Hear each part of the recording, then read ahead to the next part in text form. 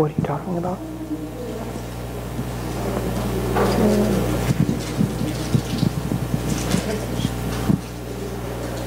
Can't type in the word. Alameen wa salatu wa salamu ala rasulillah. Let's go ahead and open it up to what discussion you guys had, inshallah. So the question again was, how does this ayah relate in comparison to the previous ayat that we're talking about praise and thanks belonging to Allah, the mercy of Allah, and now He is the owner of the Day of Judgment, or the King of the Day of Judgment.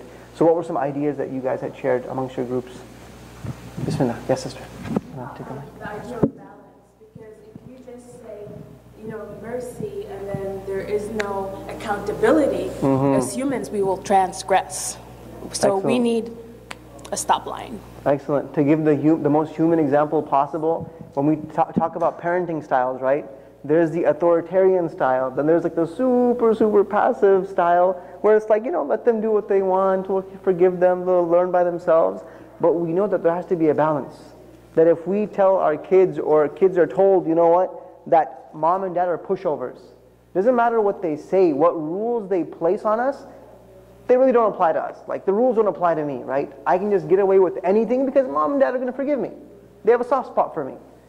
Or the other side, you're thinking that it's a very tough relationship. So when it comes to Allah subhanahu wa ta'ala, we have to understand that yes, He is telling us over and over again that His mercy is the first thing we need to think about. His forgiveness is the first thing we need to think about. He says that كَتَبَ رَبُّكُمْ عَلَى نَفْسِهِ الرَّحْمَةِ. Your master mandated mercy upon Himself.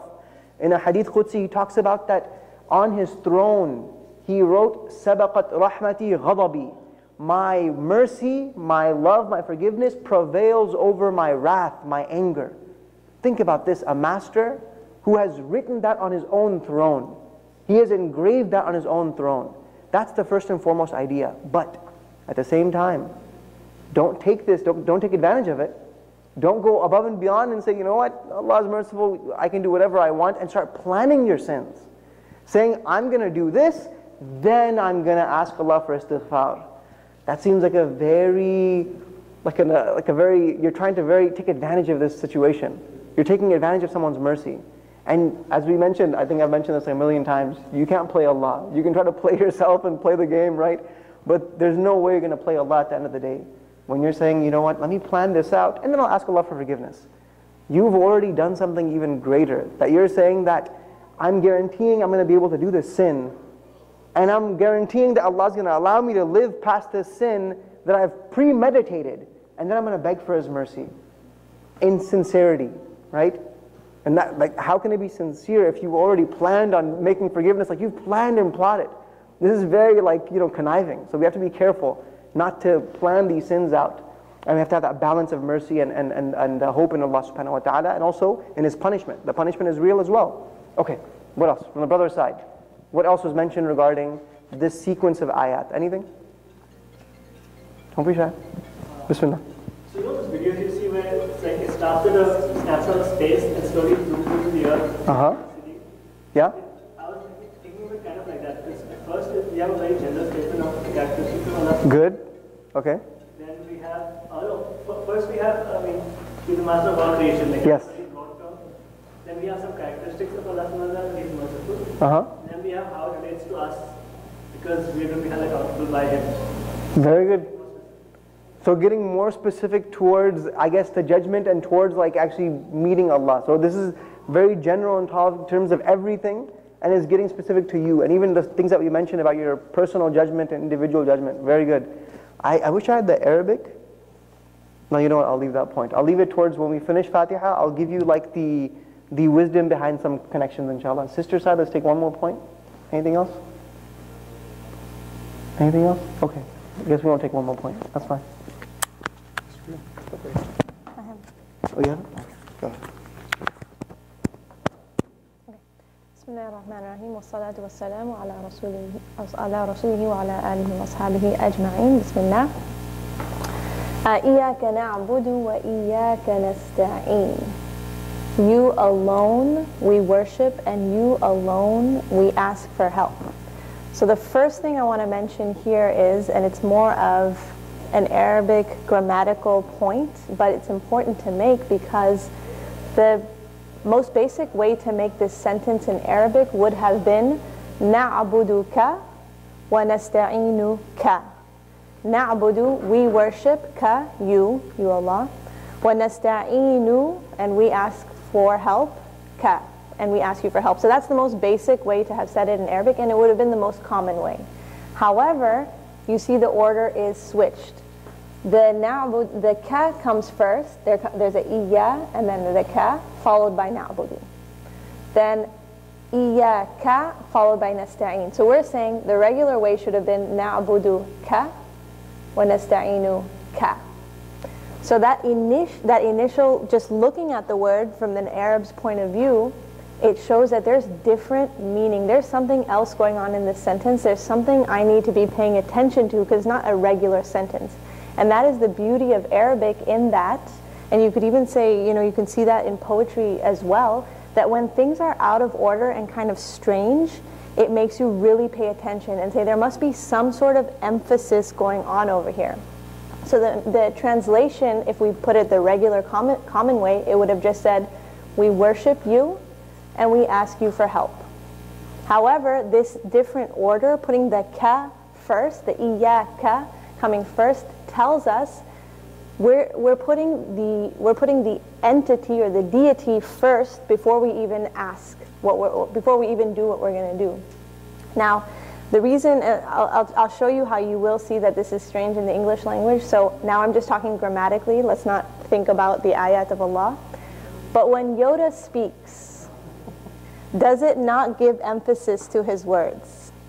And does Yoda speak in normal human common phrases?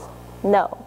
Instead of Yoda saying, I love you, he would say, you, I love, right? Now, whenever Yoda speaks, what happens? We're paying attention, we're like analyzing what he said, we're thinking, oh, how amazing that sentence is, when really, if you just flipped it, it was a regular sentence that anyone would say. This sandwich I eat is all of a sudden a spectacular sentence when I eat this sandwich was really not that interesting. So again, we're just talking from a grammatical perspective. Don't have any equation of Yoda's speech to the speech of Allah. There's no comparison. However, it is just a rule or a part of grammar that when we see things out of order, it brings attention to the sentence. It brings emphasis. And that is exactly what is happening here in this sentence. Instead of just saying simply, we worship you and we ask you for help, we are pinpointing that it is Allah alone. By it coming forward, it shows us exclusivity. And that's actually what it is in Arabic grammar. It says, when something is brought forward, taqdeem, it is brought for ikhtisas, for exclusivity. So it is exclusively you alone, Allah, we worship. And it is exclusively you alone, Allah, that we ask for help. And the first one may not make sense. You'd pretty much only say that for Allah, na'buduka, we worship you. But the second one, you could say it for individuals, for humans, that we ask you for help, right? But it is given to us in this different order to show us that ultimately, when it comes to any type of worship, it is only for Allah, which as Muslims, we've already submitted to it. But the second one, when it comes to ultimate help, we can seek general help from other human beings, from other services, yes. But ultimately, we know that the help comes from Allah. That it is Allah who has allowed these people to be in our lives to give us this help. That their help is temporary, and that their help it will end at some point. Someone can keep helping you to a point that they are tired or overburdened in helping you. Someone can help you financially to the point that they are out of finances. And so help in this world is temporary and it is finite, whereas we know that the ultimate help at the end of the day is from Allah alone. And so just the words, the way the sentence is put in order shows us that, it gives us that meaning, that ultimately it is Allah alone we worship, and ultimately it's Allah alone that we ask for help. The next one is also an Arabic, another Arabic. Maybe I'm just trying to talk, encourage you guys to come to the class. But particularly, You see something in the word na'budu and nasta'een that is similar. What do you see in na'budu and nasta'een that is similar in just the letters? The noon. They both start with noon. In the Arabic language, when a verb starts with noon, that is the letter of saying we all collectively. It's the we. It's the letter of we. So na'budu means we worship, and nasta'een means we ask for help. It could have simply been because we all pray surah, we all say Surah Fatiha and we're praying our individual prayers. It could have simply been Iyaka a'budu, you alone do I worship. Wa iyaka asta'een, and you alone do I ask for help. But Allah has put the letter noon there. Why? Because now it's going to get us thinking that it's not only about myself always that I need to be thinking. Allah is making us think 17 times a day that we need to be thinking more than just ourselves. Yes, helping ourselves. Yes, asking help for ourselves. But also going beyond that and saying, this is a community that I care for. And this is my family that I care for. And not just I worship Allah and ask Him for help, but we all worship Allah and we all ask for help. And we are acting as if we are a community that cares for one another. And it goes back to the hadith the Prophet ﷺ mentions that the ummah is like one body. Okay, one body, if one part of it hurts, then the rest of the body is in pain. Right? So if your leg is hurting, it's not just only the leg that is hurting. Your entire body is in pain because the leg is hurting. The brain sends the signals down. All of that. You feel pain generally in your body as a whole. And so this is a beautiful reminder. Allah is reminding us every single day in every single prayer. It's not just about me. I don't just care about myself. Yes, as the ayat mentions, take care of yourself and your family. So you take care of yourself first, because if you don't take care of yourself, how can you help others?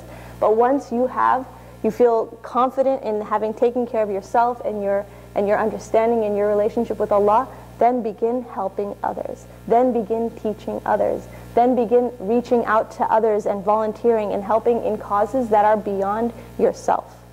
Okay? So, we're going to end it, I suppose, yes, we'll end it with one question, and we won't break into groups because that usually takes a longer time. So I'm just going to pose the question, and you guys can think about it for a minute, and whoever can come up with an answer, we'll give you the mic. The question is, what is the reason that na'budu comes before nasta'een? There is never anything random in the Quran. The speech of Allah is always precise and exact as it is supposed to be. Different ayahs come in different orders for a reason. Different wordings in a certain ayah come for a certain reason. What is the benefit, what is the wisdom of na'budu coming before nasta'een? What do we understand? What's the lesson we learn from worship? We worship you coming before we ask you for help. So think about that yourselves, and then we'll come around with the microphone. There's a question. So I'm going to give you guys a minute to think about it, and then I want hands, because I want raised hands. Give them less than a minute. Minute's too much. Minute's too much? Okay. Half a minute. If anybody has an answer for something? What do you think? So I think that so with Na'bud you have the root word being yes. So you have to be under someone's ownership to ask help from them. So good. Okay, so you're talking. So refine that again. You have to be a slave of someone to ask help. Like you can't. So if you are my owner, I can't go ask someone else for help. I'm going to ask you for it. But okay. So if someone's my owner, I'm not going to knock someone else's door for help. I'm going to go to my owner. Good. Okay, so it's like we're thinking along the lines of master-slave relationship. Yeah. When you have an issue, you don't go to like somebody else's boss. You're going to go to your boss or the person who's in charge of you, right? Taking it like into work terms, right? But yeah, definitely very good. Sisters, I guess. I was thinking about it in the sense of, if you ask for help first and you get help, then it's more like, okay, I will worship you because you helped me. But I was thinking about it, I will worship you regardless. And as Allah, as He's merciful, Allah will help us. Can you give like an example? Like I like your ideas, and I want you guys to give like an example, like think about someone who's in this situation, and because I like the idea, can you put it in an example to hit closer to home for us? Because I get the idea, but it's like, I need it a little bit closer to home. I don't have an example off the top of my head. The idea just popped into my head. It's tough, yeah. Could you rephrase it? Maybe we can think of something. Try it again one more time. It's okay, I don't want to put you on the spot. It's okay. Sarah? You want help from Allah, and you're like, Allah, if you do this for me, then I'll give this much sadaqah, or if you do this for me, I'll pray this many rak'ah of nafil salah or whatever. And so you give that condition to, okay, Allah help me, then I'll do this. Whereas if you already worship Him, you do all those extra things, and then you ask for help, you're asking Him for help. Like you don't have to put a reward for Allah for it, I guess. Excellent. So our connection to Allah is not a conditional thing. Allah, if you help me and give me what I want, then I'll be the slave. That's not the relationship here. It's that we are born into this covenant. And actually Allah tells us in the Quran, before we were even sent into this world, Allah asks us the question, Alastu bi Rabbikum? Am I not your master? Rabbil Alameen. Am I not your master? Everyone responds, Bala. Now they have to go and search and understand this reality in this world when they're living here. And when we come and say that, well, if God hooks me up and does what I want and gives me the life that I want, then I'll worship Him. But our relationship is not conditional. Beautiful points. Yes? So I feel like, asking for help is a part of worshiping. So like making dua is a part of worship. And so worship is more of like an umbrella term, and it encompasses like everything that we do, and then it talks about that first, and then it mentions specifically that He is who we ask for help, because the surah itself is like a dua, and so it goes from a more general broad term to something more specific about yourself. That was literally put in exactly scholarly terms as it's defined in the books. That's very exact. You'll hear the exact same thing as scholars say, oh, well, this is the general term, and this is the specific thing. Now he's going specific into it. So mashallah, very good. Okay, excellent points. And again, as we've mentioned before, almost all the points you guys mentioned are the points that are sitting in books of tafsir that scholars have pondered over for weeks, months, years, until they come to these wisdoms and realizations. So it's amazing what a little bit of time of reflection, which Allah asks us to do, tadabbur, can allow us to arrive at. And so, yes, of course, the wisdom is in that we are supposed to have, if we're holding ourselves to the highest degree, then our relationship with Allah should be, the foundation of our relationship with Allah should be that we worship Him, and we are constant in our worship of Him, and therefore we know and trust that He will be there for us when we ask for help. And it shouldn't be the other way around. It shouldn't be the other way around where we do not worship Him, but we ask for help, and then we make compromises that we will worship. And so the example that can be given is a parent and a child. So there could be a child who disobeys their parents, they're rude to their parents, they even leave their parents, don't want to have anything to do with their parents. But the moment that child is in need and nobody else in the world is helping him, who is he going to go back to? Who does he know will help him? His parents. But is that an acceptable relationship that even society would deem as an acceptable relationship between parent and child? Yes, no, it is not. Even though the parents will still help and still take care of that child. So even if we're not obeying Allah, He still has rahmah and mercy that He will take care of us. But if this is a kind of relationship between parent and child that we would never accept, that you're disobeying them, you're rude to them, you're staying far away from them, and then you ask for help, that's not something we would accept. So neither should we accept that with our relationship with Allah. We should be firm in our obedience to Him, in our worship of Him, and then we are certain in the fact that, as He promised, that He will answer the call of the one who asks. And so we are even given this kind of recipe, this order that we're supposed to use in the hadith of the Prophet ﷺ when he said, in the etiquettes of dua, that when one of you makes dua, when one of you supplicates to Allah, he should start with the gratitude and praise of Allah. So you start with the worship of Allah, the dhikr of Allah, then send the blessings upon the Prophet ﷺ, and then you ask for whatever you like. So it is the etiquette. If that is the etiquette of a good child to a parent, then, to the nth degree, should that also be the good etiquette of a believer with their Lord, who has given them everything, who has showered so much mercy upon them, that we should worship Him. We should worship Him. That should be something constant and always that we are doing and continuously doing, and then be certain in His helping us when we are in a time of need. But at the end of the day, just like we know the parent will help the child who has been disobedient, we know and we are certain that Allah will still help that person. But that should never be the highest degree that we hold ourselves. That's the lowest bare minimum degree. Yet Allah is still merciful to help the person in that situation. So essentially you could say Allah is teaching us the etiquette of how we should be as Muslims in regards to Him. أقول قولي هذا واستغفر الله لي ولكم. And we will end with that, inshallah. I think next week we might actually finish Surah Al-Fatiha. Alhamdulillah. We're almost at the end. Yeah. I wanted to open up for Q&A because I know there's a lot of questions you guys usually have, but I wanted to share just one hadith regarding this. And also just to clarify, what does this mean? So, the Prophet of Allah taught us how to make dua. The very first thing that we do is praise Allah, thank Allah for everything He's given us. And if you're not familiar with this term, then that person should send blessings upon the Prophet ﷺ.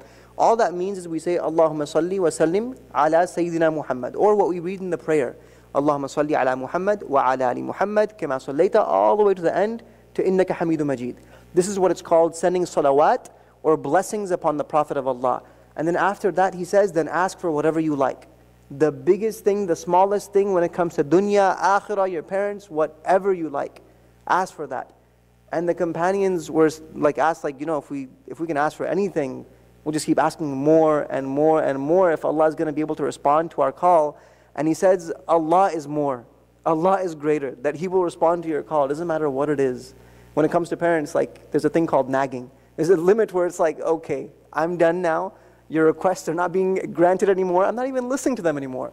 But when it comes to Allah, the more you ask, the closer your relationship gets to Him. And also the hadith about asking, right? So you're saying that, wait a minute, I'm in a difficult relationship with Allah. I'm not worshipping Him on a regular basis. What's my case? The Prophet of Allah gave us the extreme version of this. He said there's a man in the desert who has his camel, and on his camel's all of his provisions. He's on a journey, and as he stops to rest, he wakes up after his rest, and he sees his camel is gone. And he's running to the right, to the left, every single way, his camel's not coming back. And he starts making dua and begging and pleading to God that please, because this is his ride, his not just his wealth, but forget about that, his life is gone now. Because without this camel, he's not getting out of this desert. He's not going to be able to survive. This was his mode of transportation. And the Prophet of Allah says, listen to the statement, how would Allah respond to him when his earnings are haram? When the clothes he is wearing is haram, meaning the way how he earned wealth is in disobedience to Allah. Then with that disobedience of earning that wealth, he went ahead and bought clothes. And then he bought food, and he bought drink. And all of those things became haram. But the Prophet of Allah didn't say he would not be responded to. The scholars say, he said, how would that person have their dua answered? And the scholars said that he didn't say that it's not possible. Even that person who's in complete, just submersed in, immersed in haram, the Prophet of Allah didn't say it's impossible for Allah to respond to him. He said, how? He's just in ta'ajjub, just in shock, how is it possible? But he didn't say it's not going to happen. Because we know even the prostitute, the lady who sells her body day in and day out, all she had to do was give water to a dog who was dying of thirst from her own shoe. And that was enough for Allah to grant her Jannah. So the Prophet of Allah is not saying it's not possible. But the formula that Allah wants us to follow from our own selves is what? Worship Allah and ask Him for help. That's the formula. Build a connection, a relationship with Allah, then ask for help. So with that, inshallah, we'll open up any questions to any of the Arabic. We'll kind of leave the Arabic and the more Arabic-related questions to the end. But if you have any questions regarding the understanding or any other concepts in Islam, because there was a beautiful question that was mentioned, but the questioner is not here, so I'm not going to go into it. But if anybody has any questions, feel free to ask now, inshallah. And you're not being held hostage. If you need to go home, you need to go, feel free to go. This is just for you guys to have the option to be able to ask in the group setting, because a lot of times you have a question and you guys have mentioned things in the groups and I'm like, I know for sure somebody else is thinking about this concept. So if anyone has any questions, feel free. Otherwise we can call it a night and go. Yes, Sarah?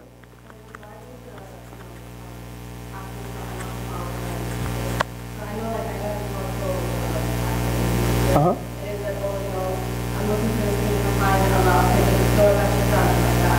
Is that wrong? Like, I know there is a question there, but is it wrong to have any, like, or if this happened, I will pay. Good. This goes into another. You want to talk about that? Oh. So, okay, so I'll comment what I know and then you can add on. So that there is the concept of that in Islam. It's called nadhr, oaths, and oaths are not forbidden. But when you hear the scholars speak of oaths saying, Ya Allah, you're in a difficult situation, say you're stuck in an elevator and you're not able to get out and you don't know what's going to happen, so you say, Ya Allah, if you get me out of this elevator, I will pray, I will fast for 3 days straight.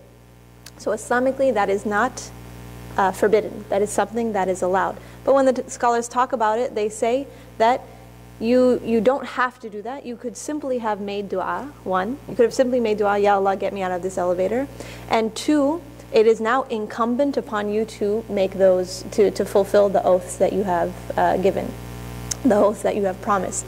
So they basically saying that it's something that is permissible, and if that helps you in that time, that you really feel like, okay, I can, you know, it just gives me comfort to make this promise, okay. But essentially it's not needed, because dua is one of the strongest weapons of the believer, and it is not that a nadhr or an oath is stronger than that. Yeah. Anything else, brothers and sisters? No? Okay. If you guys want to ask, come up and ask, feel free to do that as well, inshallah. So the Arabic class, we already announced it. We invite you all on Friday, Maryam Masjid, 7 p.m. If you have kids, babysitting will be there, but it's going to be limited space. So if you want to put the kids in, it's only ages 1 to 6. Otherwise, they can go on the playground and have fun, or maybe even sit with you. And I honestly think I've taught this class to about 10, 11, 12-year-olds, and they're able to understand the concept and answer the questions with confidence. So I think honestly, most 10-year-olds, 11-year-olds will even be able to be fine in the class themselves. I would say like the 7 to 8, 9, they'd rather be playing. And most actually 10-year-olds and maybe even 17-year-olds would rather be playing anyways. But feel free to join us, inshallah, on Friday.